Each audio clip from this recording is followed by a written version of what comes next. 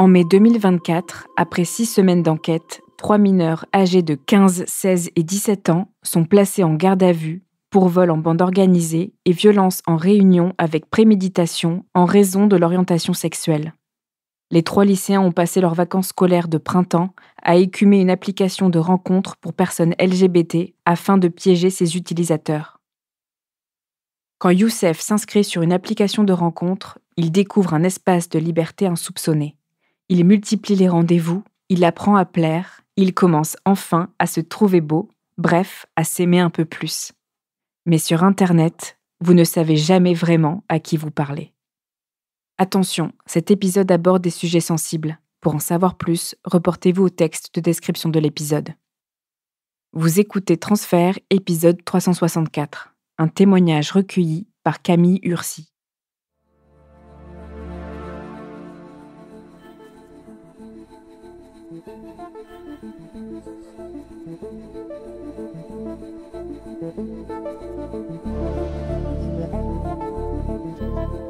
Quand je suis à l'école primaire, je comprends assez tôt que le fait que je sois un enfant assez efféminé va poser problème. Plus je grandis et plus j'expérimente la violence des petits garçons qui ne me trouvent pas assez petit garçon pour être copain avec moi. Je joue avec mes copines à faire comme si on était dans les Wings ou dans Desperate Housewives. Et c'est en sortant d'un terrain de foot qu'un jour, il y a un petit garçon qui me met une droite. Et c'est un peu le moment où je comprends que ça peut vraiment être un problème d'avoir des traits féminins quand on est un petit garçon.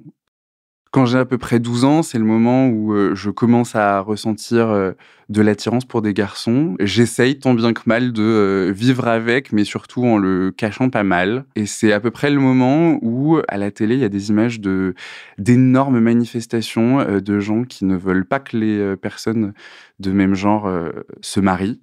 C'est assez violent et c'est le moment où je me rends compte que c'est un problème à gérer plus tard parce que je n'ai pas la force de le gérer tout de suite.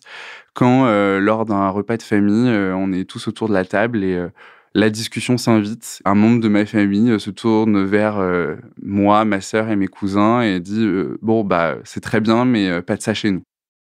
J'ai 15-16 ans, je sors avec une fille, je me sens très amoureux. On est un peu un couple gnangnan qui se fait des cadeaux toutes les 2 minutes et qui se dit qu'il va s'aimer toute la vie. Et je commence à discuter avec un garçon qui habite pas très loin de chez moi.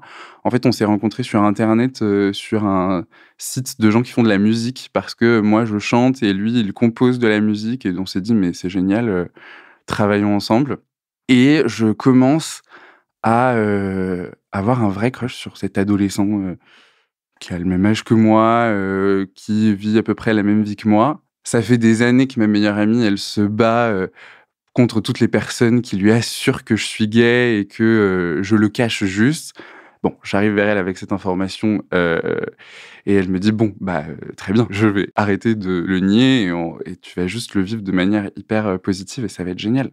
Ça reste un peu un secret pendant tout un été avec ma meilleure amie et finalement, à la rentrée, au fur et à mesure, je fais mon coming out aux personnes de mon entourage. Quand je commence à lui parler de mon homosexualité, ma meilleure amie me dit: «Mais, ce serait trop chouette que tu rencontres, des gens qui vivent la même chose que toi». Sauf que j'habite dans une petite ville, je suis assez timide, je sors peu, donc c'est assez inconcevable pour moi de me rendre seul dans des lieux de sociabilité, gays, surtout que je n'en connais même pas loin de chez moi.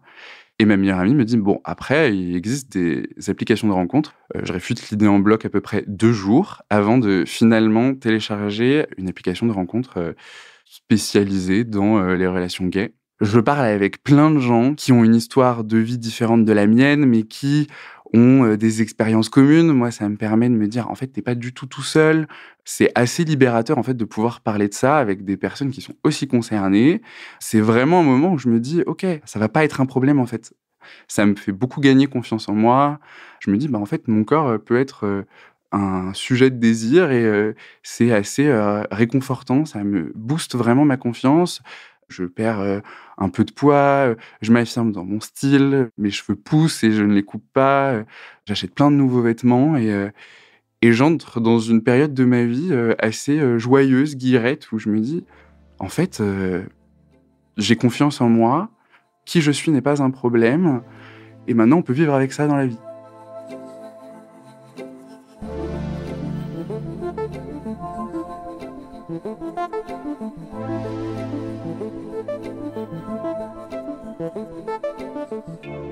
J'ai 22 ans et un soir je travaille sur un projet audiovisuel pour mes études.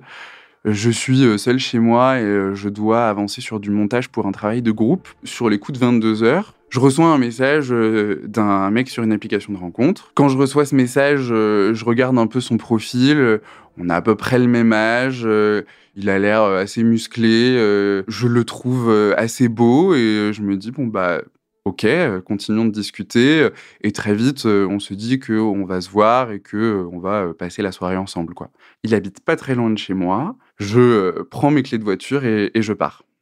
Quand j'arrive, je lui envoie un message pour qu'il vienne me chercher.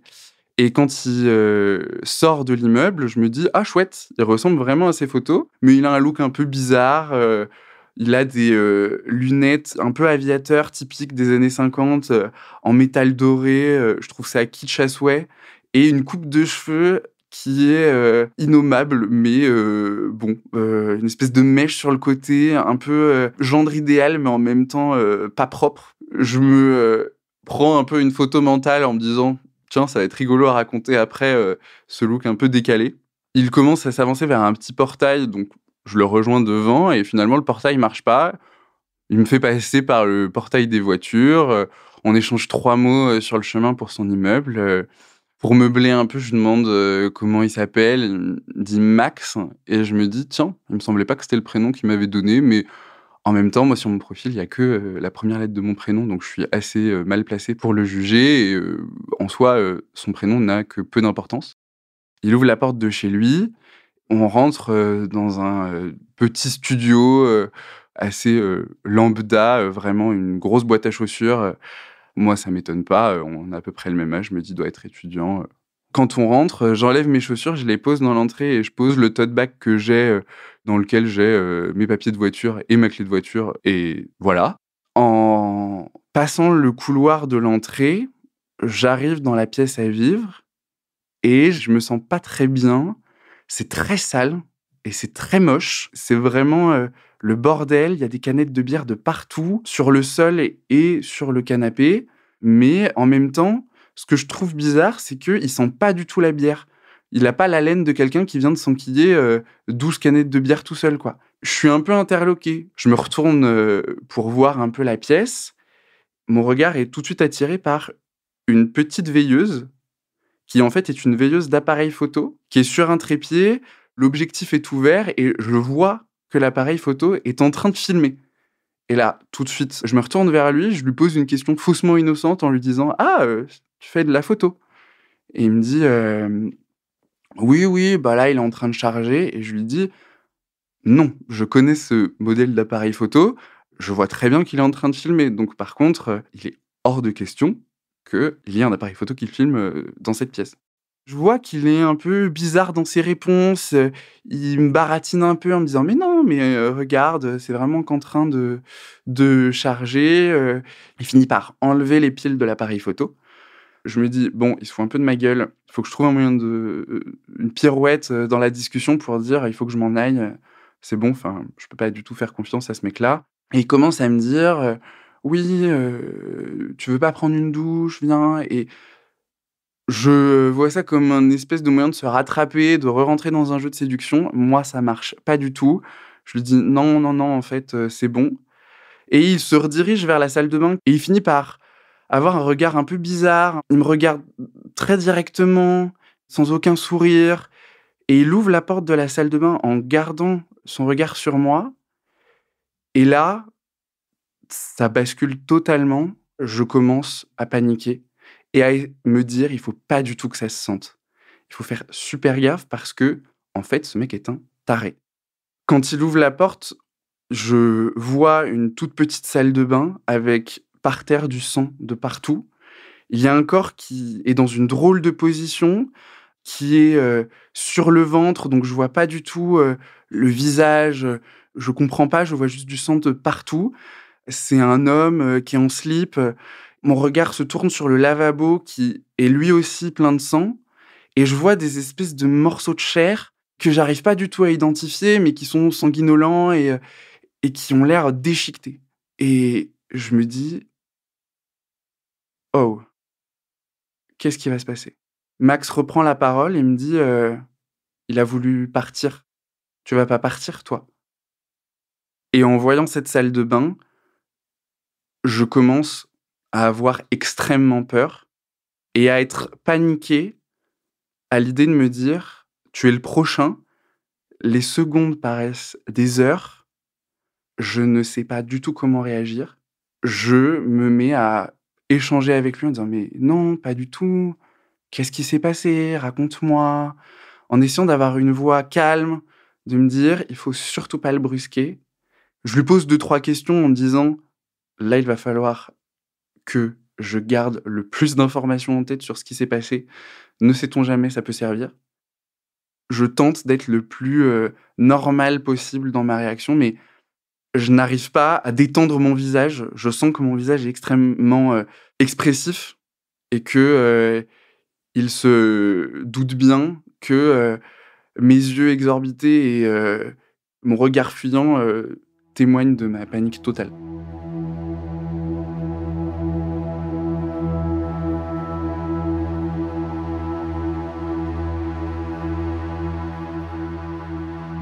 Il commence à rentrer dans la salle de bain. Je profite de ce moment pour courir dans le couloir. La porte est fermée mais pas verrouillée. Je prends mes affaires d'une main, j'ouvre la porte de l'autre et je sors en criant du plus profond de mon âme à l'aide.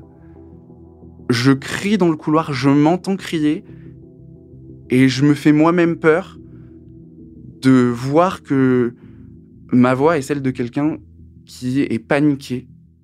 J'ai l'impression d'être une biche qui est en train de fuir un chasseur et je dévale les escaliers de cet immeuble, persuadé qu'il est en train de me courir après. Je sors de l'immeuble, je me réoriente bien, je me rappelle par où je suis rentré et je me redirige tout de suite vers le portail voiture par lequel on est rentré, mais je trouve pas de bouton ou de moyen d'ouvrir ce portail. Je suis encore pieds nus, j'ai les chaussures dans une main, le tote bag dans l'autre, et je me mets à escalader le portail, qui est pas très haut, mais dans l'adrénaline, je me dépêche et je vois des pics sur le dessus du portail. J'ai l'image du fils de Romy Schneider qui s'est empalé sur un portail comme ça, qui me vient tout de suite en tête parce que c'est une vieille blague de famille. Et je me dis, là, calme-toi, il faut faire gaffe. Mais dès que je sors de la résidence, je cours à ma voiture et il y a un piéton qui passe juste à côté. Je lui cours dessus. J'ai encore cette voix de personne hyper paniquée. Je lui demande de m'accompagner à ma voiture, alors qu'on est à littéralement 20 mètres de ma voiture. Je vois que la lumière du hall de l'immeuble est allumée et je suis persuadé que Max est en train de descendre pour me courir après et me faire du mal. Je rentre dans ma voiture, j'allume le contact, je commence à rouler en me disant: «Là, il faut juste que tu t'éloignes». Il y a une voiture qui me suit. Je suis persuadé que c'est Max qui me suit dans sa voiture. J'arrive à un stop à environ 300-400 mètres de sa résidence. Je mets mon clignot à gauche et dans un truc un peu hollywoodien, je me dis: «OK, c'est un leurre, je vais partir à droite». Instinctivement, je prends mon téléphone, j'appelle un copain de promo en lui disant: «Il faut absolument pas que je sois tout seul, je ne peux pas rentrer chez moi. Je te raconterai, j'arrive chez toi». Un peu paniqué, il me demande quand même de lui dire ce qui se passe et je lui dis: «J'étais en date avec un gars et il y avait un cadavre chez lui». Je sens qu'il tombe totalement des nues au téléphone. À ce moment-là, il est avec une autre copine de promo et il me dit: «Viens tout de suite». Quand je suis dans la voiture, je me mets une playlist calme et je conduis de manière un peu automatique jusqu'à arriver chez mes amis. et je fais un peu attention à me rappeler les images que j'ai vues. Où est-ce qu'on était? Quelle était son adresse? J'en profite pour prendre des captures d'écran de son profil et de nos conversations en me disant: «Il va sûrement me bloquer, ce qui va m'enlever tout accès à notre conversation. Il faut que je prenne ces informations tout de suite». Quand j'arrive chez mes amis, ils m'attendent en bas, ils me disent: «Passe à l'arrière, on va tout de suite chez les flics. Tu n'es plus tout seul, tu n'es pas au volant. Tout va bien. Ça va bien se passer».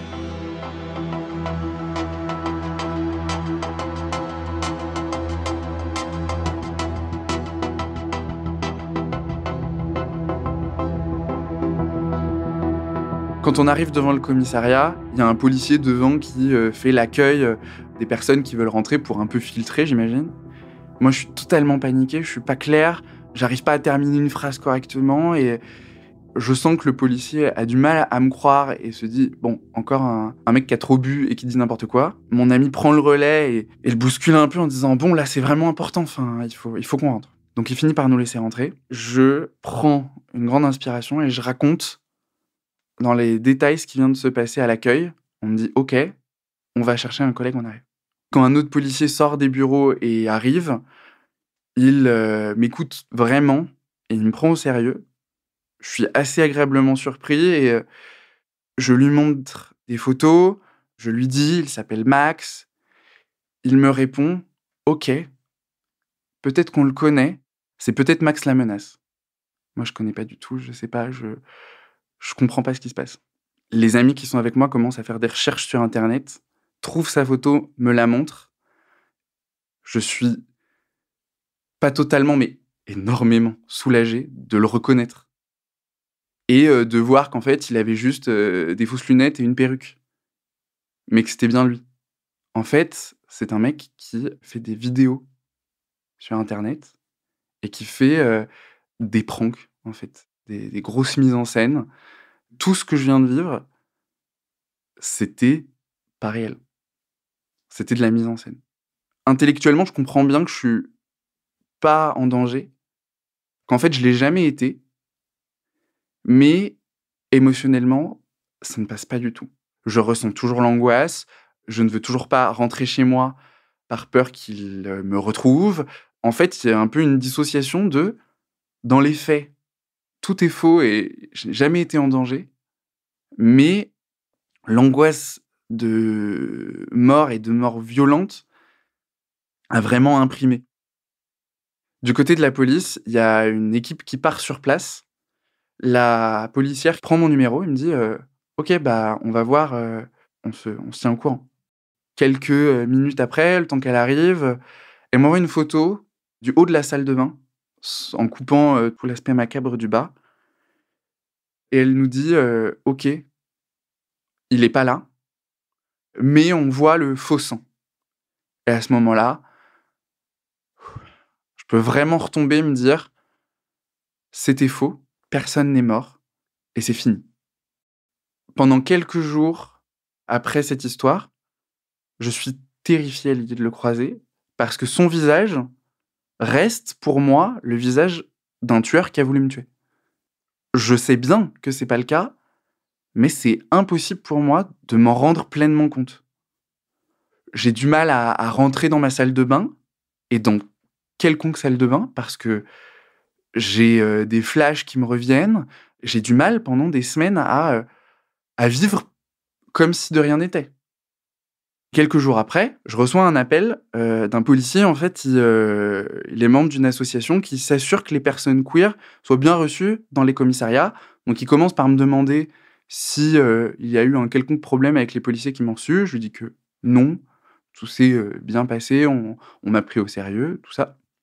Et il finit par me dire, «Quand même, vous êtes en mesure de lancer une procédure contre ce mec, d'autant que, ça vous visait, vous en tant que, personne gay parce qu'il a échangé avec vous par une application ne visant que des hommes gays et il y a surtout une idée qui trotte dans ma tête, c'est que, il y a une caméra qu'on a éteint quand j'étais sur place, mais il y en a sûrement d'autres et en fait, tout ça a été filmé et tout ça, dans son, business plan, va être sur internet. au fur et à mesure des jours, je me rends compte qu'en fait, c'était un prank particulier parce que on est au mois d'octobre et tout le monde parle de la série Dahmer sur Netflix. Je finis par tomber sur une affiche de la série, j'étais passé totalement à côté. Et en fait, Max la menace s'était déguisé en Jeffrey Dahmer, qui est connu pour être un serial killer et qui touchait notamment des hommes gays racisés. Ça me révolte parce que c'est pas qu'un prank sur des gens au hasard. C'est un prank sur une minorité qui s'attaque pleinement à des hommes gays parce que ce sont des hommes gays. On arrive à la fin du mois d'octobre, à la période d'Halloween. Et moi, j'ai un compte à rebours dans ma tête en me disant, un jour, cette vidéo va être publique. Mais il y a encore mes parents qui sont pas au courant. Et je préfère qu'ils l'apprennent de ma bouche que de le tomber sur Internet, ne sait-on jamais. Je prends mon courage à deux mains et je finis par le raconter à mes parents, qui mettent un peu de temps à comprendre et à redescendre parce que en fait, ils comprennent pas cette manière de sociabiliser avec des gens par des applis de rencontres, donc ils sont juste un peu perdus. Je suis un peu énervé contre eux parce que j'ai juste envie qu'on me soutienne et qu'on me dise que c'est pas de ma faute et que c'est horrible ce qui vient de se passer. Et en fait, le lendemain, la vidéo sort et ma mère me rappelle en me disant j'ai vu la vidéo, c'est atroce parce que j'ai entendu ton cri. J'ai entendu ta détresse et ça m'a glacé le sang. Elle me donne le soutien qui me manquait et le sentiment de légitimité aussi nécessaire pour que je me lance vraiment dans une démarche juridique et je décide de porter plainte contre Max la menace.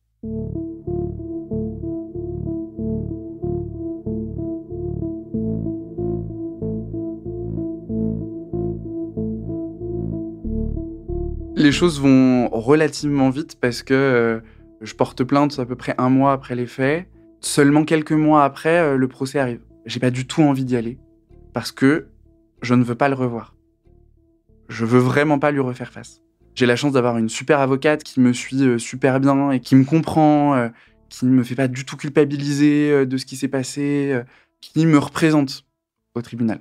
Moi, j'ai très peur de ce procès parce que je sais que c'est quelqu'un qui a une communauté qui l'aime beaucoup et j'ai très peur qu'on me retrouve sur internet et qu'on me harcèle en ligne, en fait. Donc dans ce procès, on donne pas mon nom. Le lendemain du procès, j'ouvre la presse locale et je vois cette photo de lui qui est prise dans le tribunal et je me mets à lire le compte-rendu d'audience et je suis abattu parce que je vois sa ligne de défense. Et sa ligne de défense, c'est mais c'est une blague, il a jamais été en danger. Et ça m'énerve de voir que son avocat glisse à demi-mot que c'est une application sur laquelle il y a de la prostitution. Donc ces justifications qui relèvent presque des bonnes mœurs, ça me fout en rogne. Il vient au procès avec sa compagne. Et ça m'enrage énormément de savoir qu'il se met en scène comme un gendre idéal qui vient avec sa petite amie, qu'il soutient et que il me fasse passer un peu pour un criard un peu mauviette, quoi. Ça m'anéantit un peu cette journée-là. C'est vraiment violent. Ça me met dans une position qui, en miroir, est celle d'un mec pas sérieux, avec tous les clichés qu'il y a sur la communauté gay de, en fait, c'est n'importe quoi, ils sont pas stables, ils crient pour un rien. Et ça m'énerve que sa mise en scène me fasse passer pour ça, en fait. Je trouve ça injuste. J'ai l'impression qu'on me prend pas du tout au sérieux, alors que moi, on est des mois après et j'ai encore peur d'aller me doucher. J'ai dû être sous traitement, enclencher une thérapie de MDR parce que, en fait, j'avais des flashs qui venaient et ça met des mois à partir. Je me replie sur moi-même. J'ai du mal à sortir. Il est impensable que je parle à d'autres garçons. Je me dis que je pourrais plus jamais voir quelqu'un, en fait. Je pourrais plus jamais voir un garçon de manière aussi détendue et naïve presque, en faisant confiance d'office. Je me force à me dire: «OK, si tu veux pas qu'il gagne, il faut pas que ça t'empêche de vivre ta vie. Et donc je me force à revoir une personne que j'avais déjà vue, avec qui ça se passe bien et je me dis: «OK, démonstration par l'exemple, tu ne risques pas la mort à chaque fois que tu vas, revoir un nouveau garçon». Mais ça a quand même un impact sur mes relations, sentimentales parce que, pendant des mois, j'ai très peur de rencontrer quelqu'un. Je me mets à moins sortir de chez moi, je sors un peu moins avec mes amis, je suis ailleurs. Je sens que je suis plus, connecté, avec, ma bande de potes d'école et avec qui ça se passe très bien, mais juste je suis ailleurs. Je peux pas vivre, normalement. J'ai encore, peur quand je suis dans le tram, j'ai peur quand je rentre chez moi, j'ai peur de le croiser. J'ai peur de le croiser tout le temps.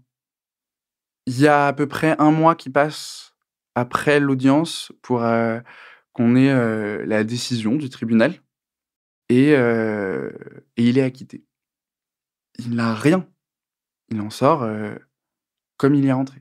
À ce moment-là, mon avocate me dit: «Bon, ça c'est le pénal, mais on peut lancer une procédure au civil, ça vous permettrait d'avoir des dommages et intérêts», et en fait, après plusieurs mois avec cette histoire qui me pèse, j'ai pas envie que ça continue.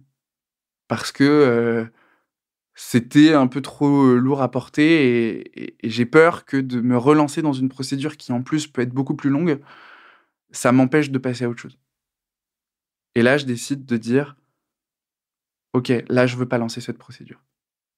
Mon avocate me précise que j'ai 5 ans pour le faire, mais c'est assez inconcevable pour moi de relancer cette histoire et de me replonger dedans.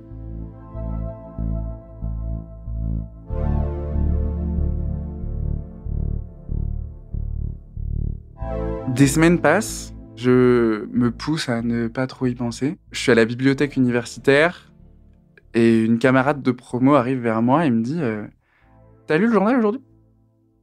Moi, je l'ai pas tellement ouvert, je dis: «Bah, non, pourquoi?» Elle me dit: «Bah, va voir». Et j'ouvre le journal et on reparle de Max Lamenès dedans. Et en fait, j'apprends que, la même compagne qui l'a accompagné au tribunal l'accuse de violences conjugales. Ça a permis aux policiers de se rendre chez lui et chez lui, ils trouvent des armes et ils peuvent caractériser qu'en fait, c'est un mec violent et je finis par apprendre qu'il est condamné, en fait. Je veux pas du tout, faire de lien qui n'existe pas, mais je me suis un peu convaincu, pour essayer de trouver du sens dans toute cette histoire, que peut-être que le fait que je mette en avant que c'était un mec violent a pas servi à rien. Moi, ça m'a permis de clore vraiment cette histoire et de me dire: «OK, c'est bon, c'est passé maintenant», et il y a eu une once de justice. Il y a quand même un avant et un après cette histoire. Elle est plus prenante au quotidien dans ma vie, mais cette histoire m'a mis face à l'horreur. Alors c'était faux, de bout en bout, mais je l'ai ressenti, de manière bien réelle. Ça a eu cette conséquence en moi de me rappeler que l'on n'est pas, à l'abri de l'horreur. Aujourd'hui, des mois, voire des années après, je n'y pense plus. J'en viens à oublier que ça a eu lieu et au moins j'ai décorrélé l'histoire et les sentiments que ça m'a provoqués. Je sais que cette histoire a eu lieu, mais je ressens plus du tout ce que ça m'a fait ressentir. Il se trouve que j'ai bien fait de ne pas totalement me refermer sur moi-même parce que c'est pendant cette histoire-là que j'ai rencontré, mon copain actuel, qui a été d'un grand, support, pendant tout ce moment-là, et il se trouve que, c'est en racontant, cette histoire que, par un effet domino, j'ai, réussi à, rencontrer des personnes, qui, m'ont donné un travail qui me faisait rêver. Donc aujourd'hui, il y a assez de choses, assez d'éléments qui sont liés à cette histoire qui m'ont apporté des choses positives pour que, je puisse refermer ce chapitre de manière, sereine.